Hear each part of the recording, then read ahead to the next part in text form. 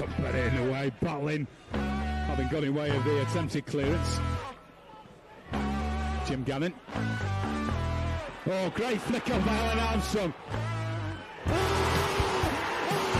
what a beauty! Oh, what a beauty! It's against Bradford, but here's Warburton! Yes! Oh! And trying to manufacture the shot, gets it away, it's there! Not got it clear. Please, it's a cracker!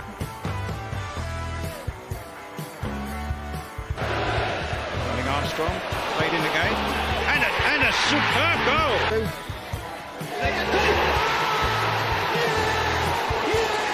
Tony Goody.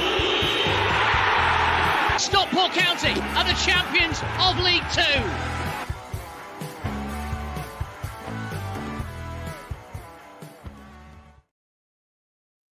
Hello and welcome to this special episode of the Scarf Bagara War with me, Russ Johnson. I'm delighted to be joined by Keith Mills, who is the founder of Forever Friends of Uganda. And we're going to have a bit of a chat about the charity, what it does today, and basically connections with County. Are you okay, Keith? Yeah, that's fine. Great. Looking forward to it. Good stuff. Good stuff. So, a lot of County fans will have heard of Forever Friends of Uganda. I know I've known about it for quite some time, and there's probably things we can discuss about where it stands currently, especially with a current player as I guess an ambassador. Keith, tell us about how and why it all started. Well, like so many things, it was started by accident. My wife and I were both teachers in Uganda in the 1970s, and when we reached the age of 60, that's 22 years ago, we decided we'd go back for a holiday. Just before we went, purely by accident, we heard about some people on the outskirts of Kampala, on the edge of Lake Victoria, who were doing some wonderful work. And we offered to get in touch with them just to encourage them. So encouraging them has become my life's work ever since. And we spent most of our holiday with them instead of doing all the things we intended to do. When we got back, we were living in France at the time. When we got back to France, excuse me, let me put my glasses on. It'll be easier that way. When we got back to France, we decided as a one-off, we'd do some fundraising for them. And we put together a village fete the following summer. I raised a bit, but it was exhausting and I'd had enough. And then our neighbours came round and said, can we fix a date for next year, please? And that's how it started. And to do it for another year, we had to become official. So we registered as Les Amis d'Uganda, Friends of Uganda. And it was nothing to do with England at the time. It was all in France. And it's grown since then at an amazing rate, especially since we've come back here. So that's a nutshell, I hope. Yeah, no, that's fine. I just wanted to delve a bit deeper into that because obviously the county connection sounds like it comes later, does it? And we'll talk about you. No, it started much earlier. Not for the charity, but personally. Okay, personally, okay. I first went to county in 1948. Oh, wow. So I do go back a little bit. And as a schoolboy in the 1950s, it was the pop side and the railway end were my regular haunts. Although there used to be a mound, I don't know whether you remember this, there used to be a mound between the two sides.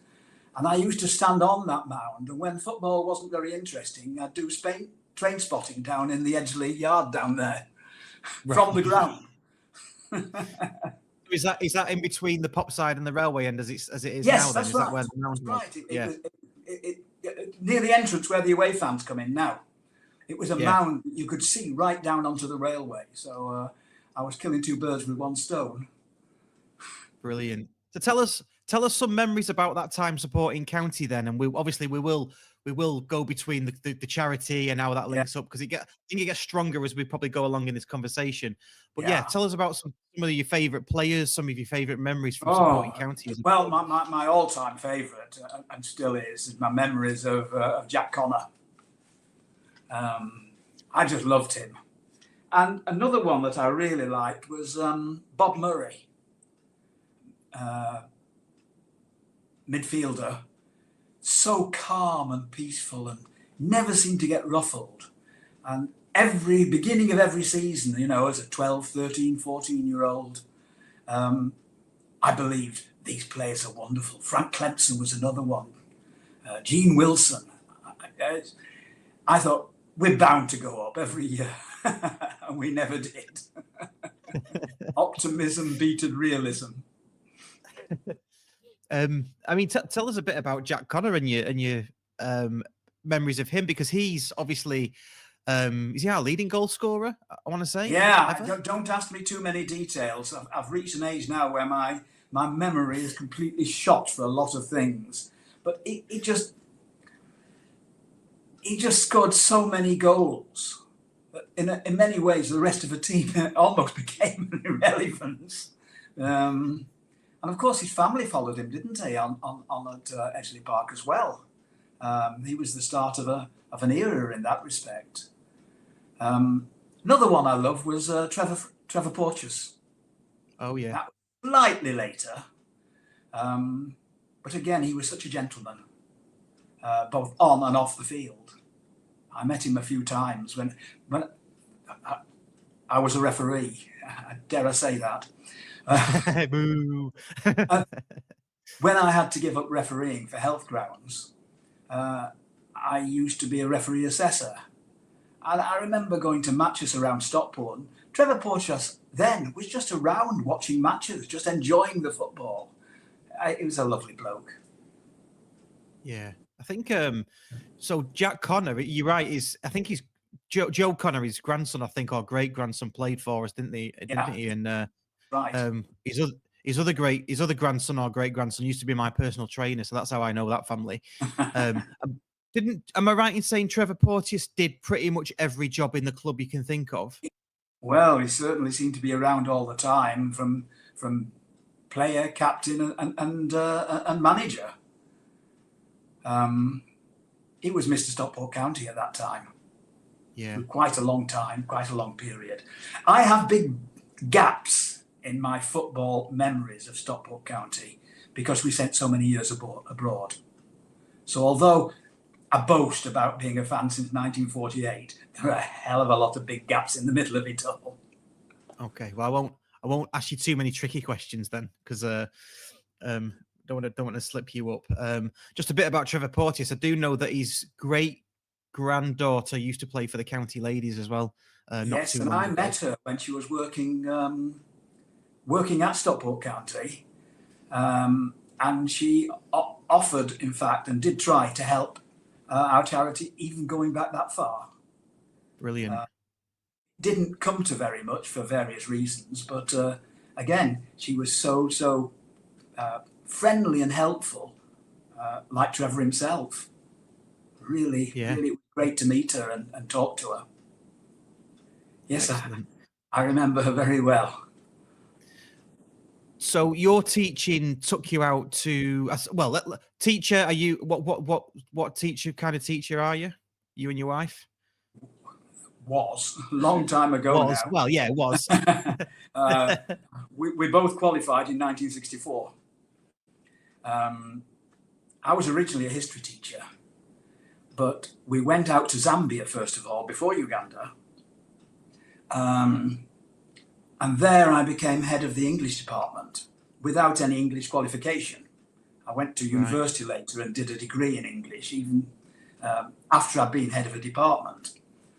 And then we went off to Uganda, and we were there for 4 years at the time of Idi Amin, for older people who will remember him. In fact, we both taught in the village where he was born.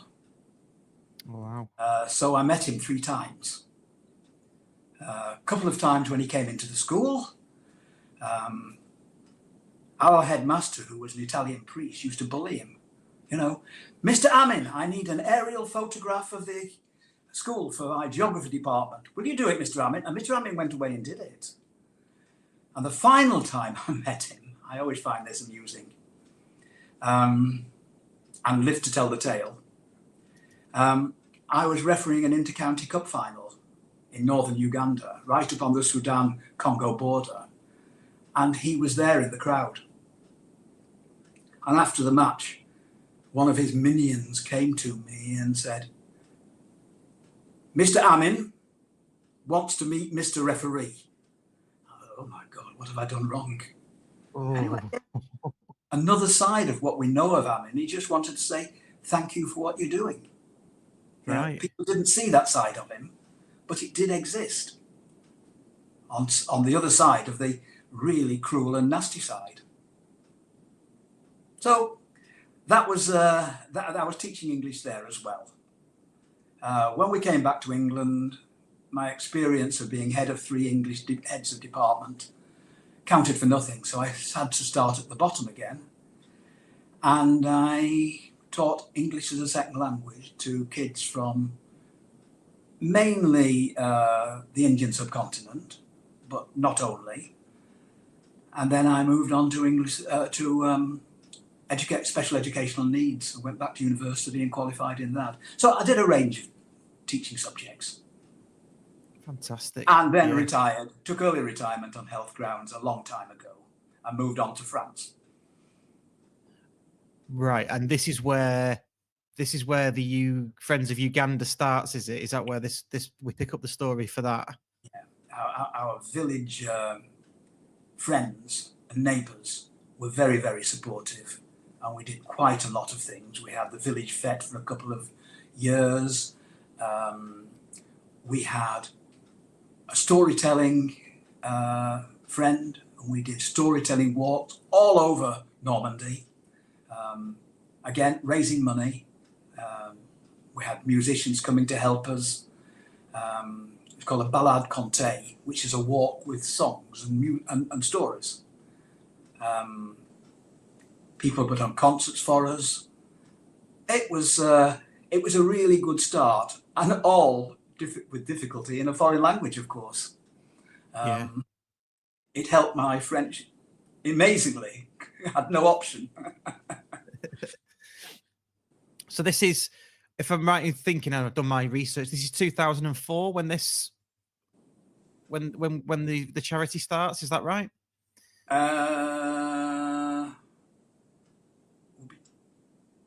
2002. Okay, so I wasn't too far out. 2 years ago. Yeah. Your maths is out there, Russ. Yeah, I'm not great at maths. People know that.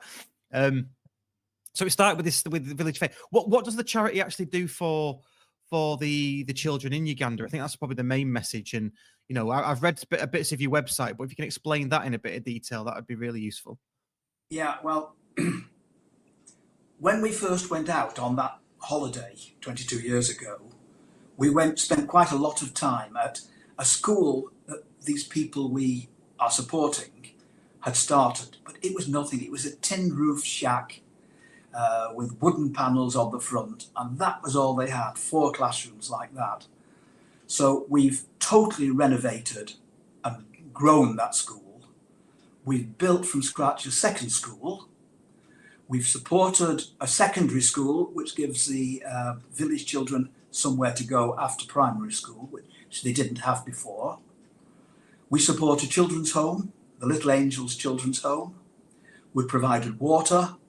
And during lockdown, we did a completely new scheme where we built a skills centre.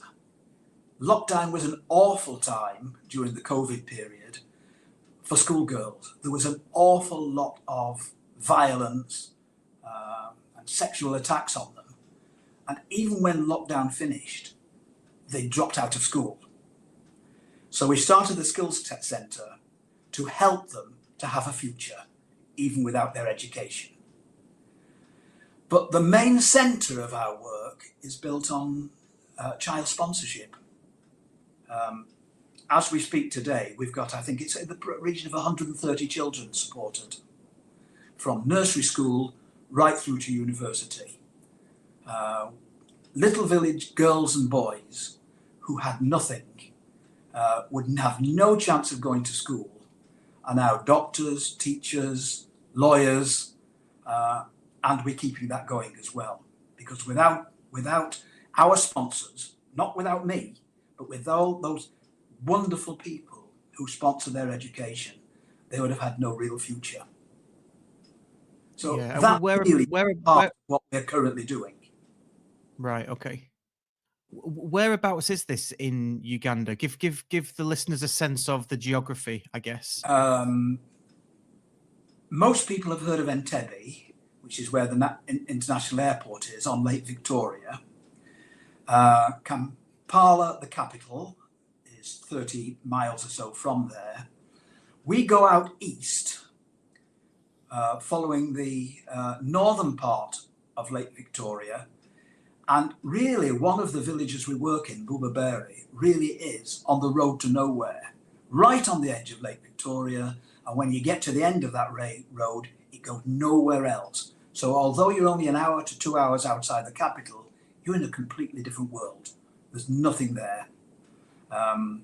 Certainly there wasn't when we first went. But one of the advantages of, I mean, our colleagues are doing wonderful work out there. What we're doing really is providing the wherewithal to allow them to do it. And they are the ones, in fact, the couple who started it, they call me Dad. And their son, who is now running it on our and their behalf, I knew him as a primary school child. I mean, he calls me Jaja, which means granddad. So we've almost become a family together in the African sense of the expanded family, which is absolutely gorgeous. I love it. They've now got children, so I've got African great-grandchildren as well. Brilliant. So what was I guess, why is it, you said Bubabari? Have I got that right? Bubabari. Bubabari. What's the significance about Bubabari then? Is that why Bubabari and nowhere else? That's where George, who started it all off, was born. Okay. He got virtually no education. He went into the city at the age of 10 and was labouring on building sites, helping cleaning houses, doing all sorts of things like that, with virtually no education whatsoever. And he tried to start that school because he wanted to give back something to the village where he was born. He was doing bits and pieces, buying and selling, buying a car from Dubai, one car at a time, selling it, then buying another and selling that. And then when the Asians were kicked out of Uganda, he'd be working in an electrical shop.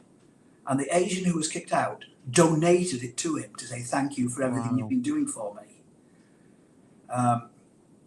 To build the secondary school, which he did from scratch, he's the one who did it, not us.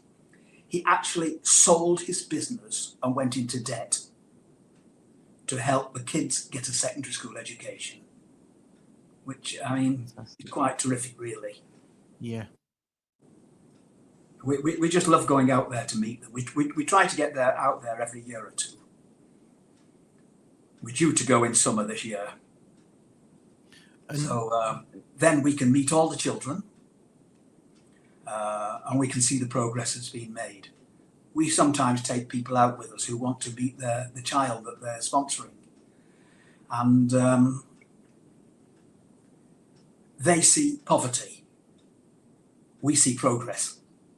That's the difference between somebody going from the first time and somebody who's been going to the villages for 22 years. So there is great hope. Yeah, great stuff. No, it's fantastic. It's a fantastic, fantastic cause. What sort of money are we talking about that can get you certain things in the village that maybe the listeners would sort of relate to? Well, let's give you the example of the sponsorship. To sponsor a child through our charity, I think we're the cheapest one doing this because we're all amateurs. Therefore, there's no outgoings. If you pay us £80 a year, you will give a child a year's education. £80. Wow. Okay. Full year's education. When they move on to secondary school, of course, it costs more. Yeah. So people who are supporting children in secondary school are paying £260 a year, but that includes the boarding fees. Because there's no secondary school in the village, they have to go to our own secondary school, and it's a boarding school. So 260 gives them education and boarding. Brilliant. So It's a that different world. pays. It's a Yeah, different world. absolutely. Yeah, I guess that pays for materials. That pays for the actual upkeep of the building, and that pays for the teachers as well. Does it? All of that is The that the main all-in thing cost? is paying for the teachers. Right. I mean, let's talk about the set primary school, because that's where we're mainly involved. Without that sponsorship money, they couldn't afford to pay the teachers. They would go bust. The thing wouldn't go on, and they're dedicated to helping kids who can't go to school. And so, if you're sponsoring somebody called Emmanuel Masonga, for example, you are their sponsor. You get the school report from that child 3 times a year. You get a photograph of the child, and you are the one who's keeping me in school. But that money pays for the teachers, which means the quality of the teachers has improved, which means the results are improving. So it's getting better and better because of the because of the sponsors. Yeah. And what sort of success stories have you had? Have you had? Well, I guess there's many, but any that stand out? There's a lot. Yes, there's one girl who is now a barrister in Kampala. We've got another one who was a very, very, very poor family. She was in primary school and couldn't afford even that. He's now doing a weekly radio program on national radio in their own language, not in English. Yeah. We've got lots of teachers. We've got builders. We've got metal workers. We've got businessmen. We hope in the next year or so, we're going to have our first qualified doctor. Brilliant. Fantastic. And of course, our supporters through Stockport County, bringing us back to that subject, our supporters through Stockport County are helping in that a lot. We've got, I think, half of our charity trustees are county fans. Quite a lot are sponsors, and many others who aren't sponsors are donors, and certainly help us with fundraising. You may remember we've had our annual bucket collection at County for quite a few years now, which has helped. So yes, County have become more and more central to our fundraising. And of course, we've got the Fraser Horsfall meeting coming up the day after tomorrow. We have, yes. So today we're recording this on the 20th of January. I think your little do with Fraser, you meet with Fraser is on the 22nd. On the 22nd. Yeah. Just sort of coming back to County then. I know you have your yearly bucket collection. Do the club do anything else, or is it all fans? Is it all fan involved rather than the club actually? Steve Bellis has been very helpful for about 5 or 6 years now. Till I pushed when I pushed myself on him, and I wouldn't let him say no for an answer.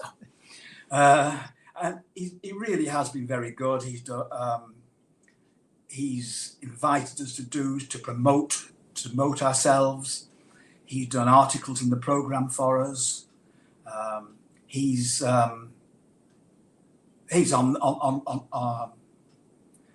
Piggy in the Middle on Wednesday with Lewis Bate and Fraser Horsfall.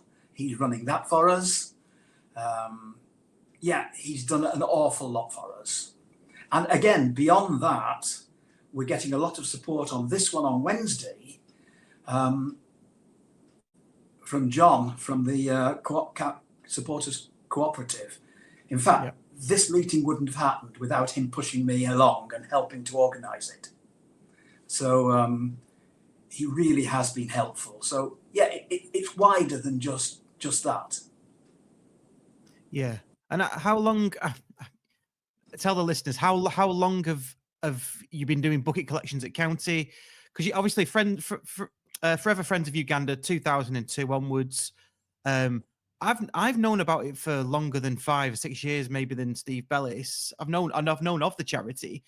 You've done stuff before at County, have you not? I'm pretty sure. Now you're going to test my memory. Before we came back, Jeanette, can you remember? I don't think so. I don't think so. So Steve came back in, what was it, 2014? I think he came back. 2017 we came back to Stockport. Right, okay. So really, it's really built up since then. As I say, our county connection in between that was, 24 years in France and 8 years in Africa. We've been away from quite a lot. Can I tell you about a county connection in Zambia? Of course. Nothing to do with the charity, but one of our ex-pupils, he was called Emmanuel Mwape, was playing for Roan United, which was our first division team in the Zambia First Division. And quite often coaches came out from England to coach Zambian players. And Steve Fleet from County came out.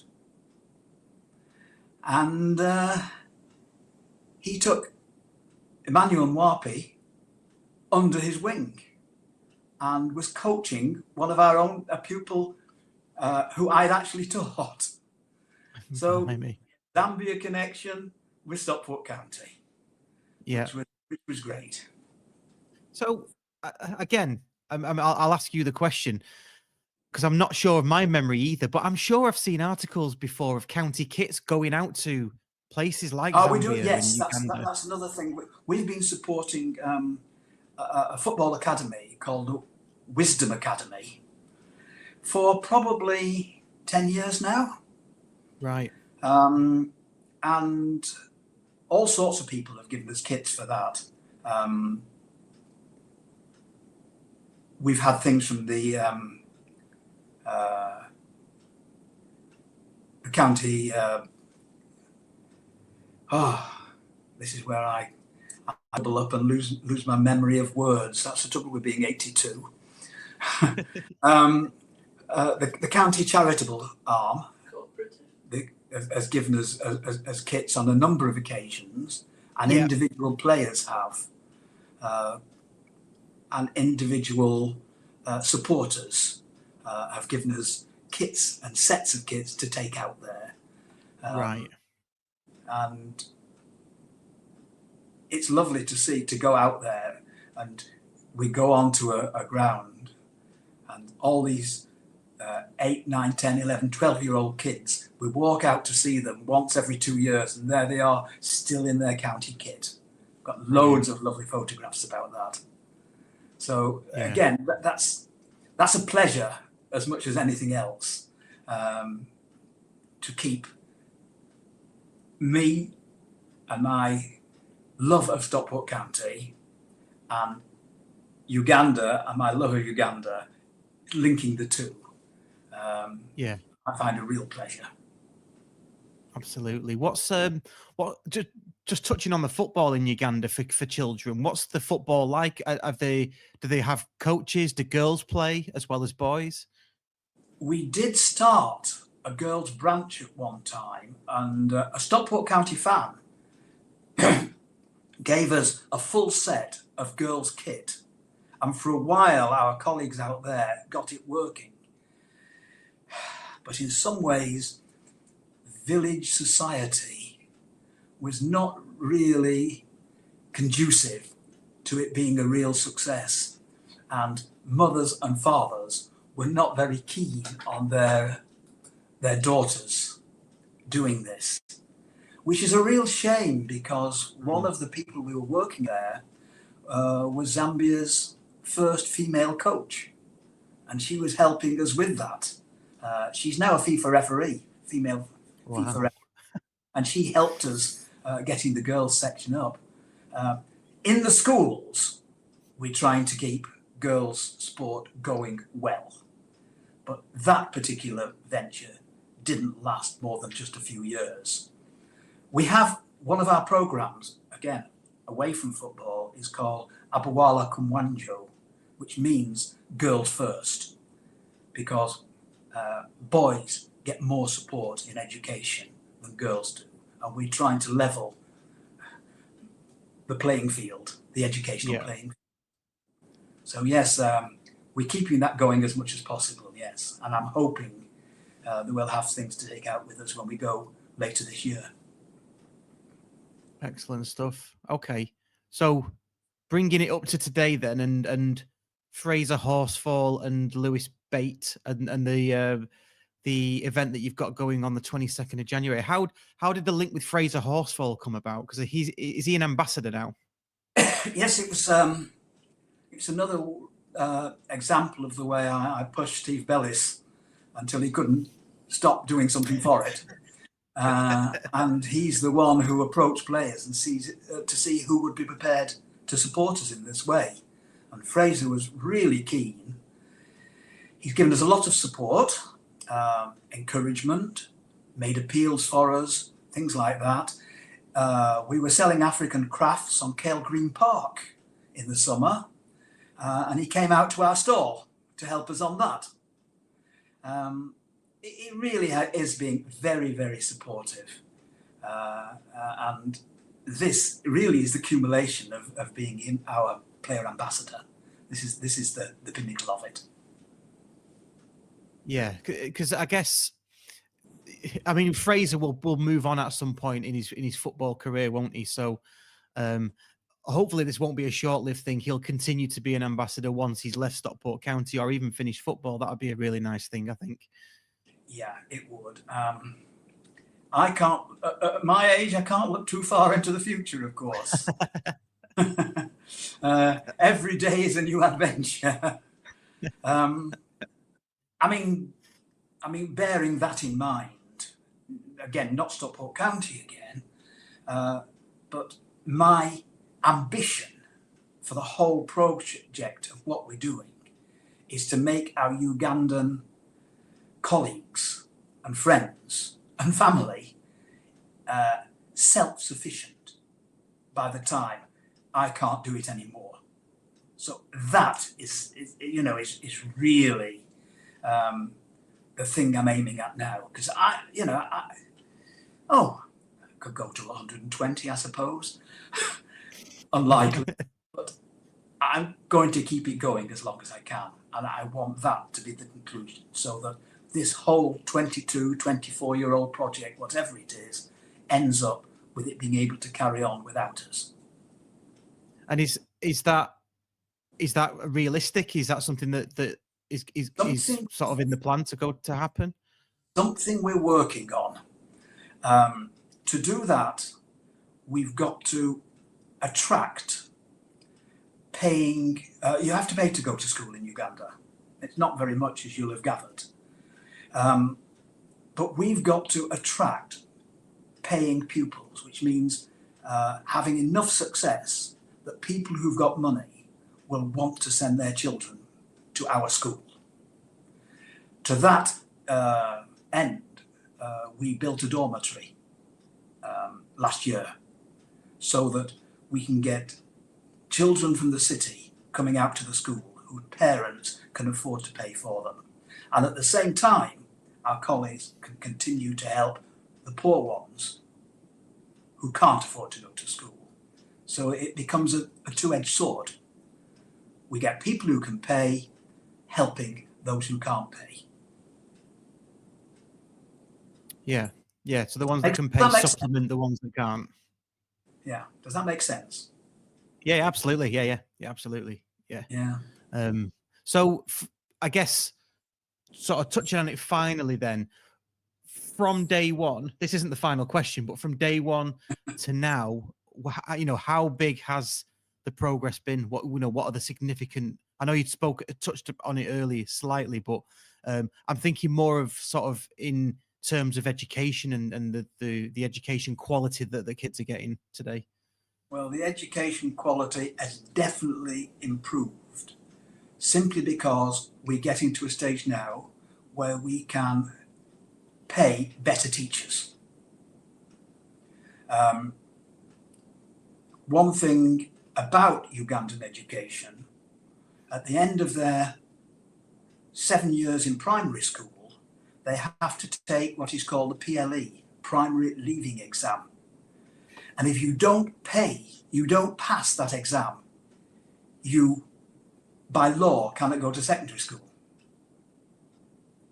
Secondary school it's like the old 11 plus in a way, but that divided children in England. This divides them in a different way. It's those who can go on to school, continue in school and get education, and those who can't. So the better teachers we can get, the better our results are in the primary leaving exam. And they have, over the last 3 or 4 years, been improving quite dramatically. And as we speak, the primary leaving exams for last year are due out this week. So we'll know whether we can send any more on to secondary school. Brilliant. And you said you're due to visit in the summertime. I mean, for the listeners, what's the weather like? I mean, that must be, is that not unbearable almost? Not at all. Uganda's on a plateau at 4,000 feet. All so right. although we're on the equator, which it is, temperatures in summer, they're warmer than they were when we taught there, but they rarely get above 34, 35 during the day, quite often less than that. And at night time, it's quite a comfortable 15, 16 degrees, which is very pleasant. No, the only problem is if we try to go during dry periods, because the road can be a quagmire out to the villages. And we go out every day while we're there. There can be a quagmire in the rainy periods, which makes, when you're only there for a short time, it makes it very difficult. Yeah, I can imagine. Yeah. But the climate's lovely, yes, and no problem about that. And I guess finally, almost then, is there nobody for you to hand this over to, like to carry on your legacy, to carry on the work, for you sort of personally to hand it over to? There are people who will carry it on. I'm not sure. I'm going to say they don't have the love for it, but I'm not insulting them when I say that. It's because the place is central to me. It's like a second home.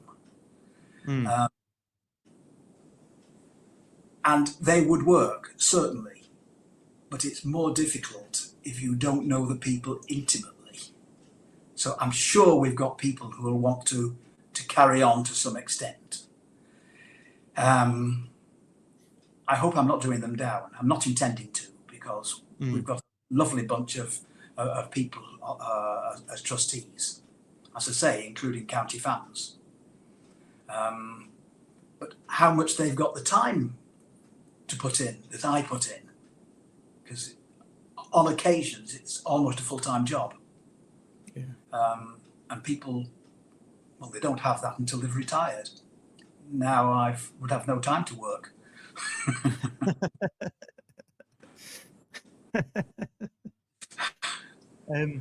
Swinging it back round to county then, I guess although you obviously you've missed a lot because you've been out of the country and you remember the early days, I guess you've been keeping tabs on what's been happening over the years. What do you think about what's happening today with the club and where it is compared to the past eras?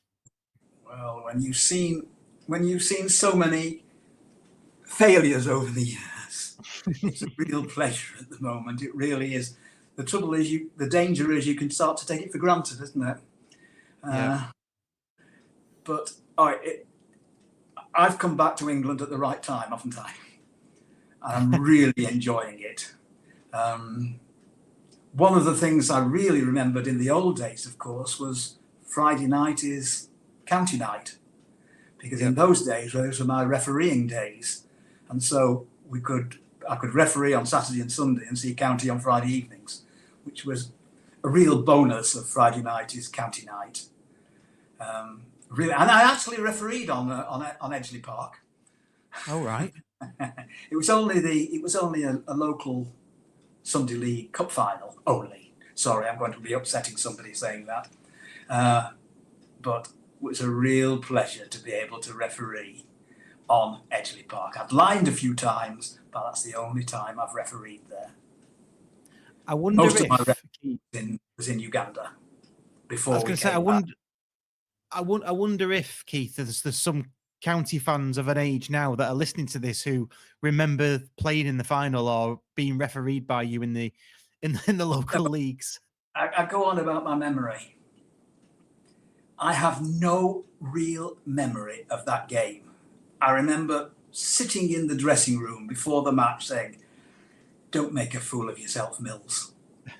Make sure it goes all right. Come on, please." And I remember tossing the coin and blowing the whistle, and the rest of the match is a total blank. Yeah. Referees get a lot of stick. But when you're into it like that, it really is an important thing, because before I had to retire on health grounds, in fact, I was chairman of Stockport Referee Society. And one thing we did, which didn't exist in football at that time, Stockport Referee Society provided fourth officials for Stockport County when the FA didn't. Oh, right.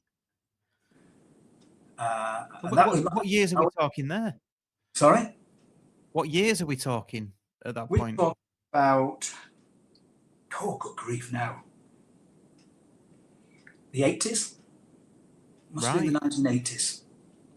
Before we went to France. It was certainly, well, yes. It would be the 1980s. And in those days, there were only 3 classes of referee, 1, 2, and 3. It's a bit more complicated nowadays. But Class 1 referees, who were Stockport referees, I was able to appoint to go to Edgeley Park as a backup referee. That's all they were. So if a linesman was injured or so on, they could go on. But more important than that, it gave them experience of being in with top-level referees. I certainly remember when would be my last game? I was fourth official when County played Liverpool. No way, were you? Really? That's amazing. And I'm a very short man. And I remember Bruce Grobbelaar patting me on my head and calling me his mascot.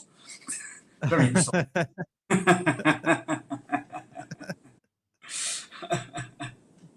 Blimey. Yeah. Mixture of stuff here. Yeah. Oh, yeah. All over the way. Brilliant stuff. Finally then, Keith, can you let everybody know where and how they can get in touch with you, how they can sponsor Friends of Uganda? And we'll put all the links in the various places so people can pick up those as well. But if you want to give it a huge plug. Yeah. My email address is Forever Friends of Uganda, all lowercase, all one word, @gmail.com. You can find us on Facebook. We have a Forever Friends of Uganda Facebook page. As I think you've managed to find that, haven't you, Russ? And anybody who contacts me, I guarantee I'll get back to you. Excellent. Promise. Yeah, and we'll, again, just to reiterate, we'll put out all of the links to your website as well, which is friendsofuganda.wordpress.com. So there's a That's not a page there with website. all. That's just our blog. We don't have a Okay. website as such. That's the WordPress one is our blog, which I put out every month or two. Everything else will come through directly to me or through the Facebook group. There's not much point in going to WordPress. Okay. Well, I would. Our blog I would manager argue. lives in Austria, so we're international. Right. Okay. Well, I would argue against that though, Keith, being a techie person, because there's a contact form on there. There's the information on the charity and things like that. Certainly, that's where I looked when I was fair enough. reading up on it. So, yeah. I leave that all to Martine, our blog manager. Right. Okay. Fair enough. Excellent stuff. I'm going to talk another irrelevance now. I met our blog manager. She's a French woman, and I was teaching her English. She was my student, and now she's our blog manager. Brilliant. So do you go through life hoovering up people for the charity and getting to know them and getting them involved? I might sound very outgoing and noisy and loud and talkative, but there are times I find it very difficult to approach people and overdo it. In some ways, I'm a bad charity leader because I'm embarrassed for asking for money. Yeah. And I can never overdo it. But I do what I can because it's so important to me. No, and it's a really important work that you do. So everybody who's listening to this, please do check out Friends of Uganda. Give what you can, and get those funds raised. This probably won't go out before the Fraser Horsfall, but hopefully it'll add a bit of meat to the bones of the Fraser Horsfall gig, and I'm sure there'll be an opportunity to do another gig, another event in the future. That I want to give thanks to everybody who got that set up, with John Giles and Steve Bellis and the two players are coming on, and also to Basque for letting us use the place. Yeah. So we've a lot of people to be grateful for. Things we couldn't possibly do without them. Yeah. Absolutely. Yeah.